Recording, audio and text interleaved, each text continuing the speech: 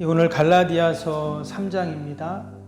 갈라디아서가 6장밖에 없습니다. 그래서 이번 한 주 동안 이제 갈라디아서만 우리가 이렇게 읽고 묵상하게 되는데, 갈라디아서는 바울 신학의 진수라고도 말합니다. 로마서도 그렇지만 이 갈라디아서도 그래요. 그래서 우리가 이 갈라디아서를 읽다 보면 이 로마서가 또 이렇게 생각이 나요. 오늘 말씀에도 이렇게 보면 11절 한번 보실까요? 11절에 또 하나님 앞에서 아무도 율법으로 말미암아 의롭게 되지 못할 것이 분명하니 이는 의인은 믿음으로 살리라 하였음이라. 많이 들어본 말이죠. 의인은 믿음으로 살리라. 로마서에 나오잖아요. 이 신득이 우리가 새벽에 계속 읽었었는데, 그래서 마치 갈라디아서와 로마서는 좀 비슷한 내용들이 많이 나옵니다. 율법에 대한 말, 또 믿음에 대한 내용이 많이 나와요. 그 제가 이렇게 말씀 이렇게 읽으면서 이렇게 세봤는데, 오늘 이 3장에 율법이라는 단어가 15번 나옵니다. 근데 믿음도 똑같이 15번 나오더라고요. 한번 여러분 집에 가서 다시 한번 읽어보시면, 그래서 마치 이 율법과 믿음을 비교하는 듯한. 그럼 왜 율법하고 지금 믿음을 비교를 했는가? 이 갈라디아서의 주제가 자유함이라 그랬잖아요. 그래서 복음 안에서, 진리 안에서, 말씀 안에서, 주님 안에서 이제 우리가 자유함을 누려야 된다. 근데 이전에도 신앙생활, 믿음생활 다 했는데 왜 이전에는 자유함을 누리지 못했나? 이것이 이제 율법 때문이었다라는 것입니다. 근데 그 율법은 누가 주셨죠? 하나님이 주셨습니다. 그러니까 하나님이 우리에게 주신 거는 뭐라고 했어요? 좋은 것이라 했잖아요. 하나님이 우리에게 주시는 거는 늘 좋은 것만 주십니다. 당연히 율법도 좋은 것이에요. 그런데 우리가 이 율법을 통해서 자유함을 누리지 못했다라는 거예요. 근데 율법의 완성이신 이제 예수님이 오셔서 참 율법이 무엇인지, 온전한 율법이 무엇인지, 그 율법의 진정한 의미가 무엇인지를 이제 가르쳐 주신 것이죠. 그래서 이제는 율법을 넘어 믿음의 세계로 우리들이 들어갈 수 있는 그 은혜를 우리 주님이 우리에게 주셨는 줄로 믿습니다. 그래서 오늘 1절을 보면 이렇게 시작이 되고 있어요. 1절 한번 볼까요? 어리석도다 갈라디아 사람들아, 예수 그리스도께서 십자가에 못 박히신 것이 너희 눈앞에 밝히 보이거늘 누가 너희를 꾀더냐. 이제 사도 바울이 갈라디아 교회에 있는 성도들에게 마치 책망하는 듯한 그런 말로 시작을 하고 있어요. 어리석은 사람들아, 이렇게 지금 말을 하고 있어요. 근데 이것은 문맥을 보면 뭐 책망하려고 이런 말을 했다기보다 복음 안에서 자유함을 누리는 것이 너무나 귀한데, 근데 우리가 다 복음을 이제 들었는데 그 안에서 자유함을 누리지 못하니까 바울 입장에서 너무 답답한 거예요. 자기는 지금 이 복음 때문에 너무 자유하고 감사하고 기쁜데, 지금 많은 사람들이, 특별히 갈라디아에 있는 교회 성도들이 그 자유함을 누리지 못하는 것을 보면서 너무 답답하고 안타까워서 지금 이렇게 시작을 하고 있어요. 이 어리석은 갈라디아 사람들아, 복음이 우리를 자유하게 하는데 왜 여전히 율법 아래서 그렇게 힘들어하냐, 이런 얘기를 하고 있는 것이죠. 밑에 23절 한번 볼까요? 23절에 보니까 믿음이 오기 전에 우리는 율법 아래 매인 바 되고 계시될 믿음의 때까지 갇혔느니라. 이게 그러니까 마치 율법이 우리를 가두어 놓았다, 이렇게 지금 얘기를 하고 있습니다. 가두었다는 게 꼭 나쁜 의미는 아니지만 율법이 나쁜 게 아니라고 했잖아요. 그런데 믿음이 오기 전에, 그러니까 주님이 오시기 전에, 우리가 주님을 믿기 전에는 율법 아래 매인받은 삶을 사는 거라는 거예요. 근데 바울이 그랬죠. 예수님을 만나기 전에 어땠습니까? 그는 누구보다 율법의 특심이었던 사람이었어요. 그런데 그 안에서 자유함을 그는 결코 누리지를 못했었어요. 그래도 그 율법은 나쁜 것이 아니라 좋은 것이라고 했죠. 그래서 24절에 보면 뭐라고 했습니까? 우리를 그리스도께로 인도하는 초동교사다 이렇게 지금 나오죠.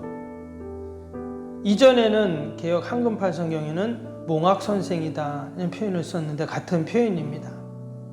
우리를 다 그리스도께로 인도하는 그런 마치 선생님처럼 우리를 율법은 다 하나님께 나오게 하고 주님 앞으로 나오게 한다는 거예요. 근데 거기까지다라는 겁니다. 나와서 어떻게 해요? 주님을 만나야죠. 만나야 그 안에 기쁨이 있는 것이고 그 안에 자유함을 누리는 것이거든요. 근데 율법의 기능이라는 것은 거기까지라는 거예요. 그런데 이제 주님이 우리에게 오셨어요. 율법의 완성이고 온전하신 주님이 오셨기 때문에 이제 그 주님을 만나고 주님과 교제하고 주님과 함께 할 때 여러분 거기서 참 은혜가 있고 기쁨이 있고 자유함이 있는 줄로 믿습니다. 그래서 이제 우리가 말씀으로 우리 가운데 오신 그 주님, 이제는 우리가 말씀과 동행하는 거예요. 이제 우리가 말씀을 간직하고 그 말씀을 묵상하고 오늘도 내가 하나님의 말씀을 생각하면서 말씀대로 살아갈 때 여러분 거기에 기쁨이 있고 또한 자유함이 넘치게 될 줄로 믿습니다.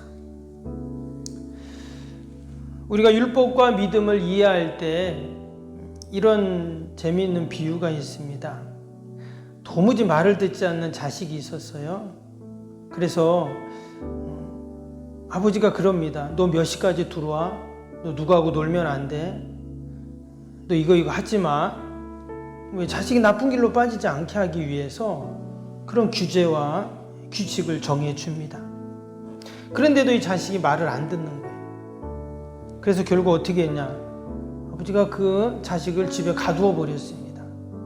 근데 집에 가둔다고 이게 다 되는 게 아니잖아요. 학교도 가야 되고 그래가지고 이제는 아들과 이제 함께 합니다. 그래서 학교도 같이 가고 친구들 만날 때도 같이 만나고 좀 우스운 얘기지만 애가 어디 갈 때도 다 따라가는 거예요. 아버지가 옆에 붙어가지고. 그러면 아들은 어떨까요? 애들은 귀찮아하겠죠. 그런데 처음에는 귀찮아하고 자기를 구속하는 것 같고 힘들어하지만 여러분 점점 시간이 지나면서 어떨까요? 아들하고 아버지가 같이 식당에 갔어요. 누가 돈 냅니까? 아버지가 돈 내겠죠. 그리고 또 잘 모르는 거 있어요. 그러면 아버지가 경험이 많으니까 또 가르쳐 줘요. 또 자기를 괴롭히던 힘들게 했던 친구들이 있어요. 근데 아버지하고 같이 있으니까 훨씬도 못하겠죠. 이전에는 몰랐는데 아버지가 나와 함께 하니까 내가 저 자유하구나 하는 것을 그때서야 이제 아들은 알게 되는 것이죠. 이것이 바로 내가 주님과 함께 할 때 여러분 우리 안에 누리는 그런 자유함인 줄로 믿습니다. 말씀과 우리가 함께 할 때도 마찬가지예요. 내가 말씀을 지켜야 되는데 어떻게 하지 이게 아니라 여러분 그 말씀이 우리 안에 들어오면 말씀은 생명이고 능력이잖아요. 그래서 내가 힘들 때도 그 말씀을 붙잡고 이길 수 있는, 또 내가 어떤 어려운 일을 만났을 때도 말씀의 지혜로 내가 해결할 수 있는, 여러분 사단 마귀가 와도 내가 말씀으로 물리칠 수 있잖아요. 그래서 우리가 여러분 말씀을 붙잡고 또 말씀과 늘 함께하는 것이 참 자유이고 또한 기쁨인 줄로 믿습니다. 이제는 우리가 더 이상 죄의 종이 아니고 사단 마귀의 종이 아니고 어둠에 붙잡힌 자가 아니고 이제 우리는 다 말씀의 종이 되었어요. 이것이 기쁨이고 여러분 이것이 참 자유함인 줄로 믿습니다. 오늘 마지막 29절 봅니다. 너희가 그리스도의 것이면 곧 아브라함의 자손이여 약속대로 유업을 얻을 자니라.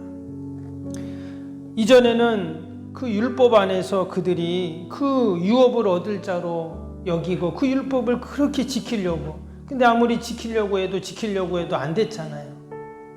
근데 여기 뭐라고 했습니까?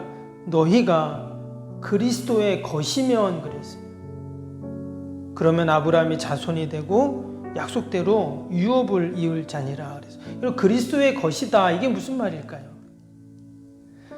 결국 우리가 주님과 함께하는 게 갈라디아서 2장 20절 어제 나왔던 말씀처럼 이제는 내가 사는 것이 아니라 어때요? 그리스도께서 내 안에서 사신다 했잖아요. 그래서 내가 육체 가운데 사는 것은 이제 나를 위하여 자기 몸을 버리신 하나님의 아들을 믿는 믿음 안에서 우리가 산다 했어요. 내가 그냥 사는 것 같지만, 우리 성도들은 그냥 사는 것 같지만 아닙니다. 주님이 내 안에 들어오셔서 나를 통해서 이제 사시는 거예요. 그래서 우리는 이제 주님의 것이 되었어요. 우리는 다 아브라함의 자손이고 또 하나님의 약속에 그 유업을 이을 자들인 줄로 믿습니다. 오늘도 우리가 그런 은혜 또 그 안에서 누리는 그 자유함을 다 기뻐하고 감사하면서 또 하나님께 영광 돌리는 좀 복된 하루 되시기를 축복합니다. 우리 오늘 화요일 기도 함께 하겠습니다. 화요일 기도입니다. 31번부터 45번까지 기도 같이 합니다. 시공과 관련한 모든 인허가 절차가 순조롭게 진행되게 하옵소서. 아멘. 건축위원과 설계 및 시공사 간의 원활한 소통이 이루어지게 하옵소서. 아멘. 공사기간 동안 날씨와 모든 환경을 주장하셔서 공정에 차질이 없게 하옵소서. 아멘. 지역 주민들에게 불편함을 끼치지 않는 안전한 공법으로 건축되게 하옵소서. 아멘. 착공부터 완공에 이르기까지 지역사회와 긴밀한 우호관계를 유지하게 하옵소서. 아멘. 건축사와 건설사, 시공사를 붙드시고 초심을 잃지 않고 잘 감당하게 하옵소서. 아멘. 공사기간 동안 안전사고나 불미스러운 일이 한 건도 발생하지 않게 하옵소서. 아멘. 성실하고 책임감 있는 감리로 건축과 시작의 끝이 완벽하게 진행되게 하옵소서. 아멘. 자재 품질 및 검수가 철저히 이루어지고 공사 일정이 지체되지 않게 하옵소서. 아멘. 최적의 공사 기간과 공사비 절감을 위한 세밀한 업무가 이루어지게 하옵소서. 아멘. 꼼꼼한 업무로 불필요한 비용 발생을 원천적으로 차단하게 하옵소서. 아멘. 건축에 필요한 모든 재정이 시기적절하게 잘 채워지게 하옵소서. 아멘. 입당에 이르기까지 모든 건축 과정의 재정의 집행이 어려움 없게 하옵소서. 아멘. 헌금을 약정하고 드리는 성도들에게 복을 주셔서 간증이 넘치게 하옵소서. 아멘. 건축으로 인해 교회 사역이 위축되지 않도록 풍성한 재정으로 채워 주옵소서. 아멘. 예수님의 이름으로 기도합니다. 아멘. 사랑과 은혜가 충만하신 하나님 아버지, 이제 우리는 율법 안에 매여 있는 자가 아니라 우리는 다 그리스도의 아버지 종이요 또 그리스도 안에서 우리가 참 자유함을 누리는 하나님의 사람들인 줄로 믿습니다. 오늘도 그 은혜를 다 누리게 하시고 오직 믿음으로 승리하는 복된 하루가 되게 하여 주옵소서. 하나님, 오늘도 하나님 올려드리는 모든 기도의 제목들마다 하나님 다 들으시고 신실하게 응답하여 주옵소서. 내 힘으로 내 능력으로 할 수 없는 인생에 많은 문제들이 있습니다. 그러나 하나님께서 함께 하시면 하나님이 다 해결해 주실 줄로 믿습니다. 하나님께 다 맡기고 하나님이 주시는 지혜로 그 용기로 또 믿음으로 넉넉히 감당케 하여 주옵소서. 우리 연약한 육신 또 아버지 병세에 있는 환우들 연로하신 어르신들 늘 보살피셔서 늘 동일한 은혜와 복으로 함께하여 주옵소서. 오늘도 나라 민족과 교회와 이웃과 또 우리 사랑하는 자녀들 기도할 때 하나님께서 아버지 기도에 이런 종류가 날 수 없다 하셨사오니 기도하는 제목들마다 다 응답하여 주시옵소서. 감사하며 예수님의 이름으로 기도하옵나이다. 아멘. 하늘에 계신 우리 아버지, 아버지의 이름을 거룩하게 하시며 아버지의 나라가 오게 하시며 아버지의 뜻이 하늘에서와 같이 땅에서도 이루어지게 하소서. 오늘 우리에게 일용할 양식을 주시고 우리가 우리에게 잘못한 사람을 용서하여 준 것 같이 우리 죄를 용서하여 주시고 우리를 시험에 빠지지 않게 하시고 악에서 구하소서. 나라와 권능과 영광이 영원히 아버지의 것입니다. 아멘.